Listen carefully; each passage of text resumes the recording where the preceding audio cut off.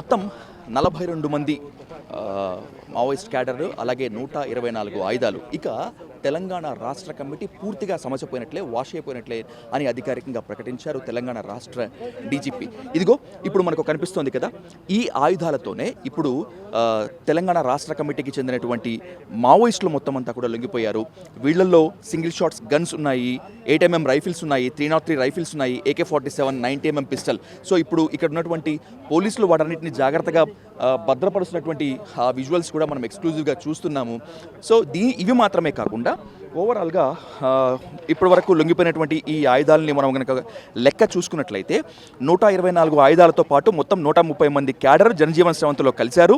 దీంట్లో 42 మంది క్యాడర్లు తమ ఆయుధాలతో జనజీవన్ స్రవంతిలో చేరినట్టు చెప్పారు. దీంట్లో ఇప్పుడు మీరు చూసినటువంటి ఎక్స్క్లూజివ్ విజువల్స్లో 36 తుపాకులు ఉన్నాయి, వీటిలో 5 AK-47 రైఫిల్స్ ఉన్నాయి, 4 SLR రైఫిళ్లు, 3 ఇన్సాస్ రైఫిళ్లు, 6 303 రైఫిల్స్, అలాగే ఒక 9mm స్టెన్ గన్తో పాటు 2 8mm రైఫిళ్లు, 10 సింగిల్ షాట్ గన్లు, ఒక 90mm పిస్టల్, 2 రివాల్వరు, ఒక BGL గన్, అలాగే ఒక ఎయిర్ గన్, వివిధ క్యాలిబర్లకు చెందిన 1007 తూటాలతో సహా 800 గ్రాముల బంగారము పోలీసులకి అప్పగించినట్లుగా డీజీపీ అఫీషియల్గా ప్రకటించారు. సో దీంతో 42 మంది జనజీవన స్రవంతిలో కలవడం జరిగింది. మావోయిస్ట్ పార్టీ దగ్గర బంగారం ఉందా, బంగారం డంపులు ఉన్నాయా అనేటువంటిది మనం కనుక చూసుకున్నట్లయితే నిజమే ఉన్నాయని చెప్పి మనకి ఈరోజు క్లియర్ కట్గా చూసుకున్నాం. దీంట్లో పోలీసులు చెప్తున్నట్లుగానే అఫీషియల్గా మొత్తము నుపో ఉంగా అలియా సునీల్ అనేటువంటి వ్యక్తి 800 గ్రాముల బంగారాన్ని మావోయిస్ట్ పార్టీ నుంచి తీసుకొచ్చి తెలంగాణ పోలీసులకి అప్పగించినట్లుగా మనకు క్లియర్ కట్గా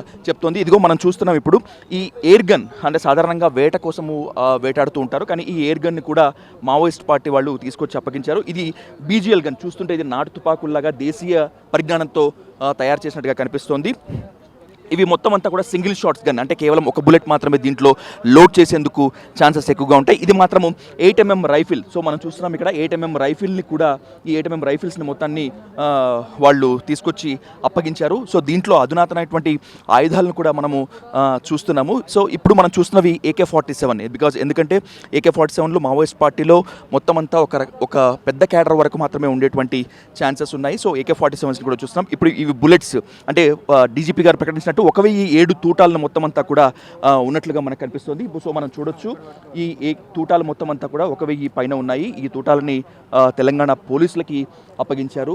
సో అత్యంత అధునాతనటువంటి ఆయుధాలని మొత్తం అంతా కూడా మనము చూసుకోవచ్చు. ఇవి AK-47, SLR తర్వాత AK-47 ఉన్నాయి, దాని తర్వాత ఈ SLR సింగిల్ లోడెడ్ రివాల్వర్తో పాటు ఇవంతా కూడా మనకున్నాయి. సో ఓవరాల్గా చూసుకున్నట్లయితే మావోయిస్ట్ పార్టీ, తెలంగాణకు సంబంధించినటువంటి మావోయిస్ట్ పార్టీ శాఖ పూర్తిగా వాషౌట్ అయిందని చెప్పి చెప్తున్నారు తెలంగాణ డీజీపీ. ఇప్పుడే మనము ప్రత్యేకంగా కూడా డీజీపీతో మాట్లాడాము. అయితే గణపతి లొంగుబాటుతో తెలంగాణ రాష్ట్ర కమిటీ పూర్తిగా వాషౌట్ అవుతుందా లేదా అనేటువంటిదే ఇప్పుడు మనకు ఇంకా తెలియాల్సిన అవసరం ఉంది. రాబోయేటువంటి రోజుల్లో, అంటే కేంద్ర ప్రభుత్వం పెట్టినటువంటి డెడ్ లైన్ మార్చి 31తోనే ఆపరేషన్ కగార్ డెడ్ లైన్ పూర్తయింది. ఇప్పుడు మనము ఏప్రిల్లో ఉన్నాము, ఇంకా లొంగిపోవాల్సినటువంటి కొన్ని క్యాడర్లు మిగిలి ఉన్నాయని చెప్పి చాలామంది అంటూ ఉన్నారు. పోలీసులు కూడా అధికారికంగా ధృవీకరించకపోయినప్పటికీ అనధికారికంగా ఆఫ్ ద రికార్డ్ చెప్తున్నారు. సో చూడాలి మునుముందు ఏ విధంగా ఉంటుంది, ఇంకెంతమంది మావోయిస్టులు లొంగిపోతారు అనేటువంటిది చూడాలి. ఇది కెమెరా పర్సన్ భానుతో విజయ్ సాధు, తెలంగాణ డీజీపీ కార్యాలయం నుంచి.